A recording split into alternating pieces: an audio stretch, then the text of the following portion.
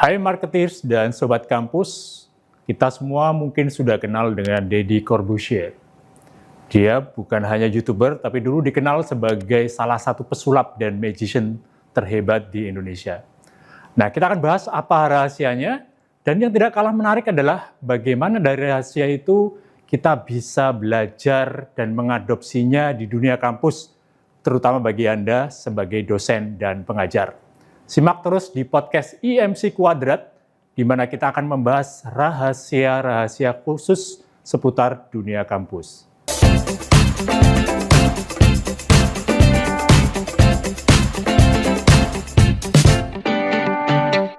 Ya, sobat kampus, di era 2000-an awal ya, mungkin masih ingat bahwa waktu itu Deddy Corbuzier masih dikenal sebagai seorang pesulap. Dan bisa dikatakan dialah magician terhebat di Indonesia. Nah, apa rahasianya? Kalau kita lihat sebenarnya trik sulapnya begitu-begitu saja. Tidak benar-benar istimewa, karena semua pesulap lain juga melakukan itu. Nah, rahasianya yang dia ungkapkan sendiri juga bukan di konten atau trik sulapnya, tetapi di konteks bagaimana dia mengemas sulapnya tadi menjadi sebuah pertunjukan yang memukau. Nah, itu yang akan kita bahas satu persatu dan kita coba pelajari rahasia tadi untuk kita aplikasikan di dunia mengajar. Konteks yang pertama adalah panggung dan properti sulap yang dia gunakan. Trik sulap menghilangkan benda, menghilangkan sesuatu, lalu muncul di tempat lain sesuatu yang sudah biasa.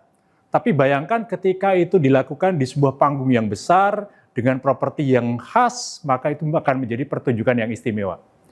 Silakan Anda googling, di situ ada satu pertunjukan di mana Deddy Corbuzier menghilangkan roller coaster. Ya, roller coaster. Jadi dia berdiri di sebuah panggung, di mana di situ ada lintasan roller coaster yang sedang berjalan, dan dengan menggunakan tirai yang lebar, dia bisa menghilangkan roller coaster yang sedang berjalan dan memindahkannya ke tempat yang lain. Jadi, memindahkan sebuah benda menjadi sesuatu yang biasa, tetapi ketika itu dilakukan pada sebuah roller coaster yang berjalan, maka pertunjukannya menjadi istimewa. Hal yang sama bisa Anda lakukan dalam konteks belajar mengajar. Lihatlah panggung Anda secara luas, perhatikan bagaimana Anda bisa memanfaatkannya menjadi sebuah pertunjukan yang bisa memukau bagi mahasiswa ataupun audiens Anda. Sebagai contoh, manajemen di Presiden University, kita tahu satu kampus di kawasan industri di Jababeka, pernah mengatakan bahwa sebenarnya kampus kami, Pak, bukan hanya di ruang-ruang kelas, tetapi seluruh kawasan industri itu adalah kampus dari Presiden University. Sehingga mahasiswa bisa belajar tidak hanya di kelas, tapi juga di kawasan industri. Semuanya adalah ruang-ruang kelas mereka. Ini pula sebenarnya yang menginspirasi Makbas Institute, sehingga tahun ini kami akan menyelenggarakan program khusus Executive Education Program Retail Management, di mana proses belajar mengajar bukan hanya di dalam kelas di kampus kami di Kota Kasablanka, tetapi peserta juga akan belajar di panggung yang lebih luas.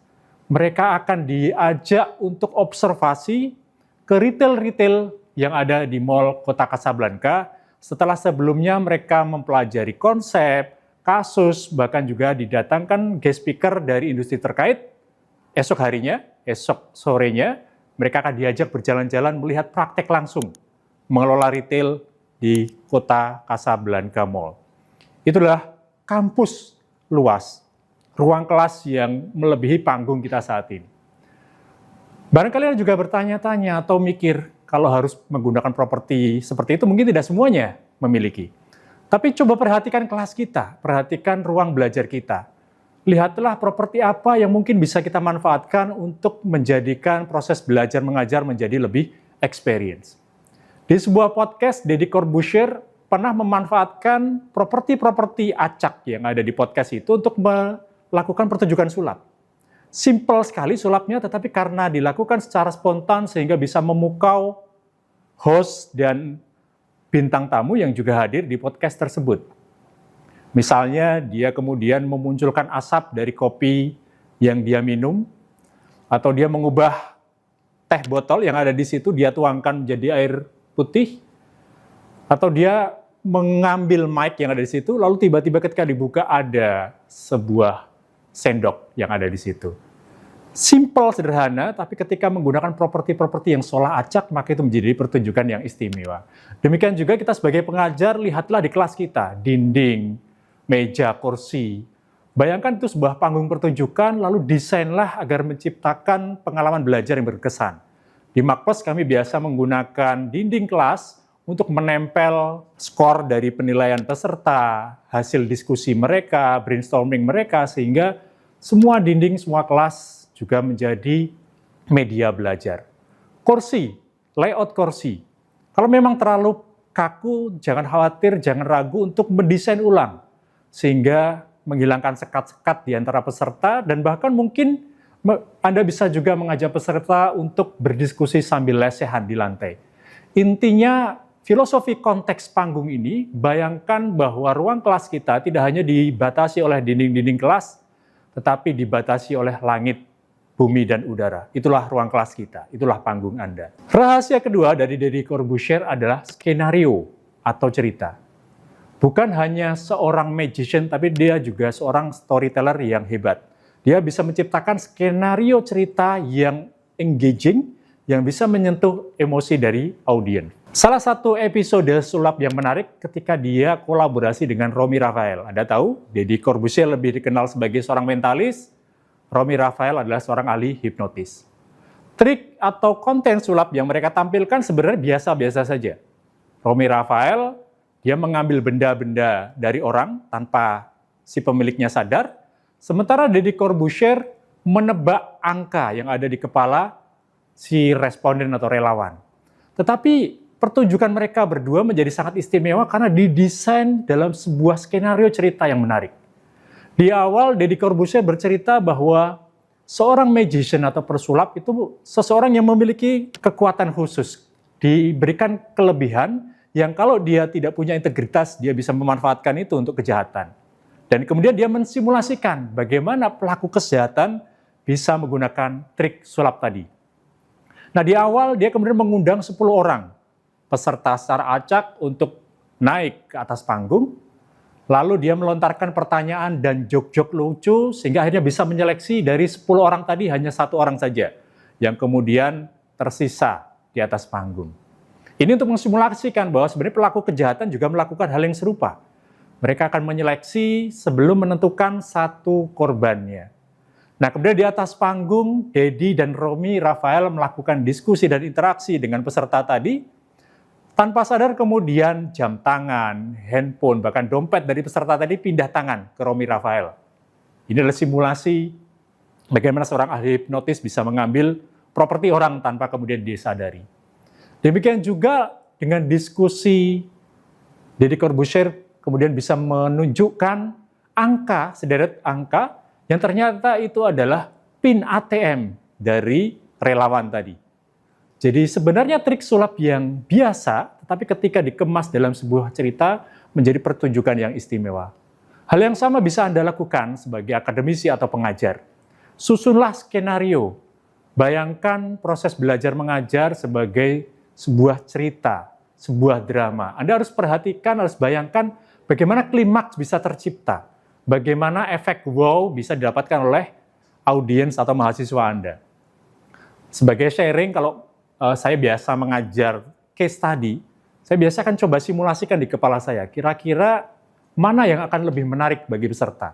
Apakah mengajarkan konsepnya dulu, lalu meminta peserta untuk menganalisa kasus menggunakan konsep tadi, atau dibalik, kita ajak peserta untuk menganalisa sebuah kasus dengan apapun yang mereka tahu, baru di akhir kemudian kita tunjukkan bahwa mereka sebenarnya bisa menganalisanya secara lebih efektif dengan sebuah framework atau model tertentu. Dan biasanya model kedua ini yang bisa memberikan efek wow, karena ternyata kemudian peserta bisa mengambil kesimpulan bahwa dengan framework tadi, kita akan bisa lebih efektif dalam menganalisa sebuah kasus.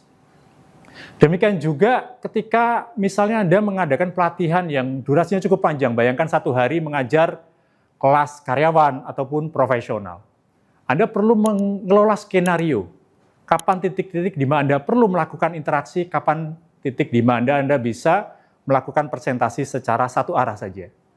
Biasanya titik-titik kritis seperti setelah makan siang atau coffee break di sore hari, ini titik-titik di mana Anda harus mendesain sebuah simulasi, game, atau aktivitas apapun yang bisa melibatkan peserta. Sehingga mereka tidak jenuh, tidak bosan, dan di titik-titik kritis tadi, mereka bisa terus berenergi untuk mengikuti kelas-kelas Anda. Bagi demikian tadi, konteks pertama dan kedua yang menjadi rahasia Deddy Corbuzier sebagai seorang magician. Konteks terakhir, konteks yang ketiga adalah personalisasi atau kustomisasi kepada audiens. Trik sulap yang sama akan bisa memberikan efek emosional yang berbeda ketika disesuaikan dengan profil dari audiens tadi. Salah satu contoh yang sangat menarik, Anda bisa lihat pertunjukan Deddy Corbuzier ketika melakukan pertunjukan sulap bersama Cinta Laura di tahun 2021. Waktu itu Deddy Corbuzier sebenarnya melakukan trik sulap yang menurut saya biasa-biasa saja.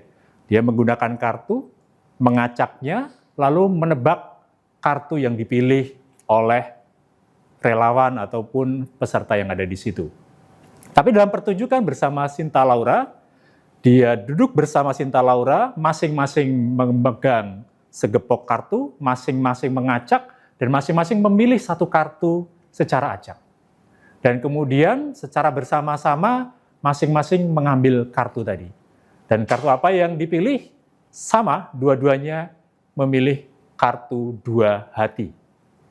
Nah, pertunjukan ini menyentuh emosi sebenarnya karena di situ Deddy Corbuzier menunjukkan bahwa ibaratnya dia dan Cinta Laura dua orang dengan dua hati seperti ini.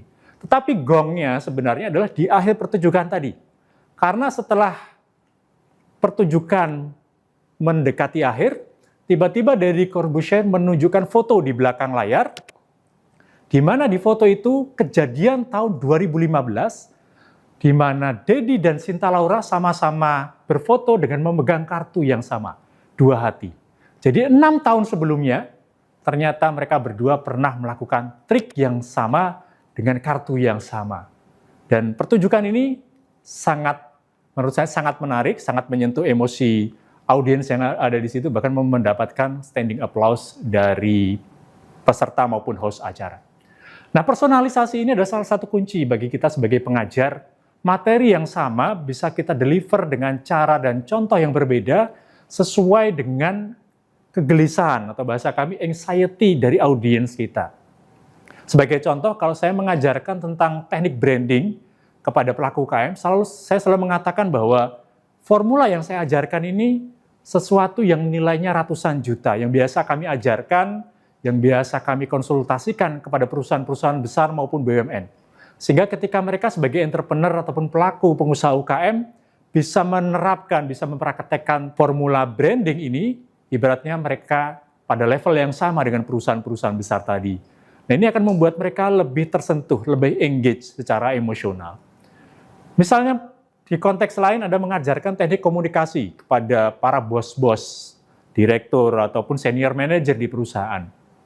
Anda bisa kaitkan materi komunikasi tadi dengan anxiety mereka, yang biasanya mengalami kesulitan, kesusahan dalam berkomunikasi dengan Gen Z. Berikan contoh-contoh bagaimana komunikasi yang efektif dengan Gen Z, maka itu akan menyentuh emosi dan anxiety mereka sebagai audiens. Dari Sobat Kampus, itu tadi 3 rahasia sulap Deddy Corbuzier yang bisa kita aplikasikan sebagai seorang pengajar ataupun facilitator. Panggung, skenario cerita, dan personalisasi ke audiens Anda. Baik, marketers dan Sobat Kampus kalian, apa yang saya bahas tadi sebenarnya adalah salah satu rumus yang ada di buku Entrepreneurial Marketing, yaitu rumus C atau creativity. Di mana di buku ini penulisnya Pak Hermawan Kartajaya bersama Philip Kotler dan Dr. Jeki Musri mengatakan bahwa untuk menjadi kreatif salah satu kuncinya adalah eksplorasi. Langkah pertama untuk menjadi kreatif adalah eksplorasi. Intinya Anda harus belajar, buka mata, buka telinga, belajar hal-hal baru, orang-orang baru, dari dunia baru, bahkan dari dunia lain. Sebagaimana seorang pengajar, dosen, ada kalanya kita bisa belajar dari magician, dari stand-up comedian, ataupun dari profesi-profesi lain. Dari situ kita akan bisa belajar menjadi kreatif. Itu pelajaran yang saya ambil dari Deddy Corbuzier. Mungkin Anda punya pendapat lain, silakan tulis di komen di bawah ini. Sobat Kampus dan Marketeers, sampai jumpa di rumus-rumus IMC Kuadrat berikutnya.